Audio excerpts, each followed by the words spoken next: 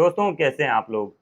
देखिए जब पति और पत्नी के बीच में कोई झगड़ा होता है और वो झगड़ा इतना बढ़ चुका है कि अब उनका साथ में रहना मुश्किल है, तब पत्नी क्या करती है सबसे पहले अपने पति का घर छोड़ देती है और अपने मायके चली जाती है। मायके जाने के बाद में सबसे पहला वो केस करती है 498 ए का। उसके बाद डोमेस्टिक वॉयलेंस, मेंटेनेंस और कई तरह के केसेस पत्नी कर सकती है। बहुत सारे ऑप्शंस है उसके पास में, पर सबसे पहले वो सबक सिखाने के उद्देश्य से यही काम करती है कि वो पुलिस थाने जाती है और 498 ए का मुकदमा दर्ज करवाती है।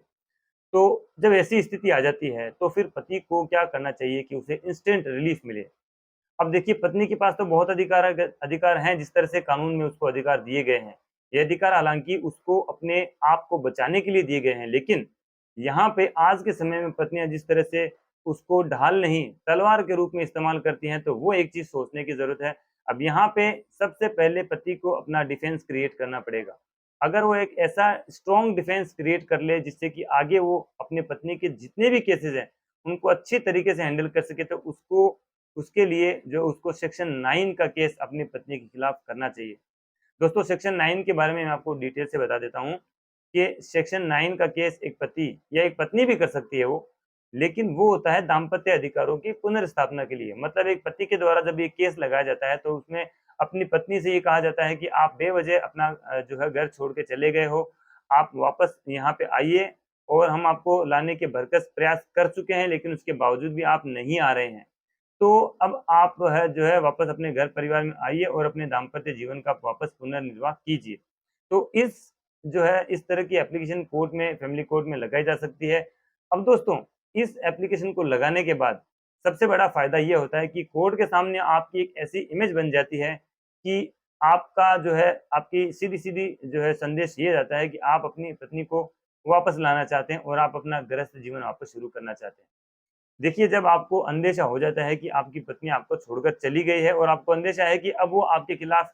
498 का मुकदमा दर्ज करवा सकती है या और भी अलग-अलग तरह की जो है आपराधिक कार्यवाही में आपको फँसा सकती है, तो ऐसी स्थिति में आपको सबसे पहले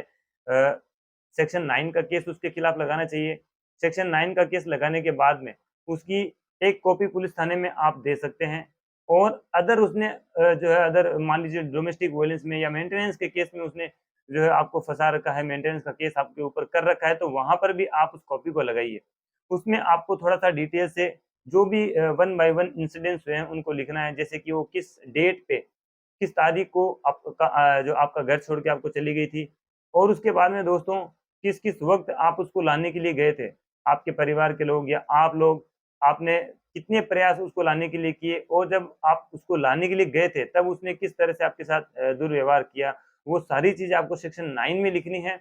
और उसके बाद जब एक फ़ायदा ये भी होगा कि जब आप पुलिस थाने में उसकी एक कॉपी देंगे, तो उसके बाद में अगर आपकी वाइफ़ पुलिस थाने जाती भी है इस तरह का केस करने के लिए, तो जो इन्वेस्टिगेशन ऑफ़िसर सबसे पहले देखेगा कि आपने सेक्शन 9 में क्या-क्या चीज़ें लिखी है और आप उसको बुलाना चाह रहे हैं, आप तो उसको रखना चाह रहे हैं, अपनी जो गृहस्थी है उसको बचाना चाह रहे हैं। तो ऐसी स्थिति में जब इन्वेस्टिगेशन ऑफ़िसर के सामने ये बात जाएगी, तो निश्चित ही वो आपके फ़ेवर की बात करेगा और हो सकता है कि वो उसके मुकदमे में एफआईआर लगा दे, मतलब नेगेटिव रिपोर्ट लगा दे, उसका मामला वहीं पे खत्म कर दे। और दोस्तों इसका एक फ़ायदा और सुनते जाइए कि मान लीजिए आपकी पत्नी ने 125 में मेंटेनेंस का केस कर रखा है या डोमेस्टिक वॉयलेंस में आपके और आपके परिवार वालों के खिलाफ केस कर रखा है, तो वहाँ पर भी आप इस कॉपी को लगाइए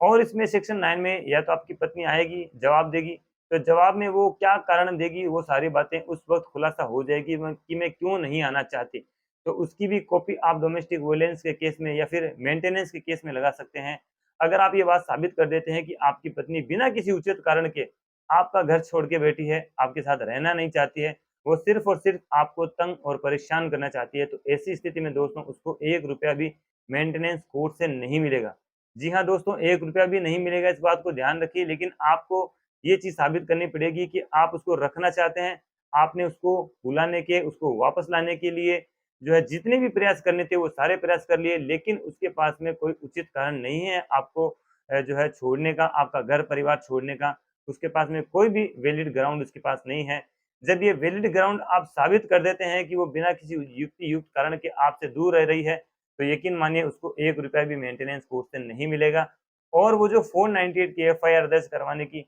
सोचती है, तो वो एफआईआर भी उसकी दर्ज नहीं होगी। तो दोस्तों 498 डोमेस्टिक वोयलेंस 125 से बचने के लिए आपको सबसे पहले सेक्शन 9 का केस लगाना चाहिए और उसमें भी आपको अच्छी तरह से ड्राफ्टिंग करनी चाहिए। आप अच्छे वकील को हायर कीजिए और अब आप अपने वकील साहब को सारी बातें बताइए जो आपके बीच में हुई है घर छोड़ के जाने के बाद में, और उसको लाने के लिए जो भी आपने अभी तक प्रयास किए वो सारी चीज़ें उसमें बताएँ। तो ड्राफ्टिंग आपकी जितनी अच्छी होगी, आपकी प्लीडिंग भी उतनी अच्छी होगी और आपको आपके केस में 101% जीत मिलने के चांसेस हैं। दोस्तों उम्मीद करता हूँ कि वीडियो में बताई गई बात आपको समझ में आ गई होगी। वीडियो अच्छा लगा तो इसको लाइक करें, शेयर करें और अगर आप हमारे चैनल पे नए हैं तो हमारे चैनल को सब्सक्राइब ज़रूर करें क्योंकि ऐसी इन्फॉर्मेटिव वीडियोज़ हम आपके लिए हर बार लेकर आते हैं। दोस्तों ख्याल रखिए, सुरक्षित रहिए, तब तक के लिए जय हिंद।